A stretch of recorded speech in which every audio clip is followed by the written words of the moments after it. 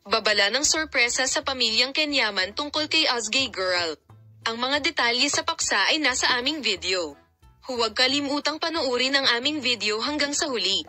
Ang mga sikat na Turkish na aktor na sina Kenyaman at Ozgay Girl ay madalas na sumasakop sa agenda ng magazine sa kanilang mga relasyon at pribadong buhay. Ang pag-unlad na nakatawag pansin sa mga nakaraang araw ay ang sorpresang babala ni Kenyaman sa kanyang pamilya tungkol kay Ozgay Girl. Ang babala ba ni Yaman sa kanyang pamilya tungkol kay Ozgay Girl ay nagulat sa mundo ng magazine at sa kanyang mga tagahanga. Ang babalang ito ng sikat na aktor ay humantong sa mga bagong haka-haka tungkol sa relasyon at pribadong buhay ng mag-asawa. Ang desisyon ng sikat na aktor na abisuhan ang pamilya ni Ozgay Girl ay nagdulot ng mga bagong chismis tungkol sa relasyon ng mag-asawa. Ang babala ni Yaman sa kanyang pamilya ay sinalubong ng matinding pag-uusisa ng mga mamamahayag at tagahanga ng magazine. Ang paglipat na ito ng master player ay nagpapataas ng mga inaasahan na ang isang bagong pahina ay magbubukas sa relasyon sa pagitan ng dalawa.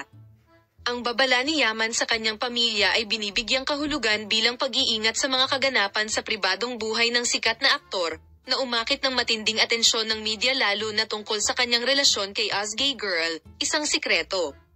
Ito ay isang bagay ng pag-usisa kung anong uri ng mga dahilan ang nakatago sa likod ng babalang ito sa pamilya ni Kenyaman tungkol sa relasyon ni na Ozgay Girl at Kenyaman, na madalas nating nakakaharap sa mundo ng magazine. Ang punto ay ang babala ni Kenyaman sa kanyang pamilya ay humantong sa mga haka-haka tungkol sa posibleng pag-unlad sa relasyon ng mag-asawa. Hindi pa alam kung bakit ganoon ang naging babala niya sa pamilya ng sikat na aktor.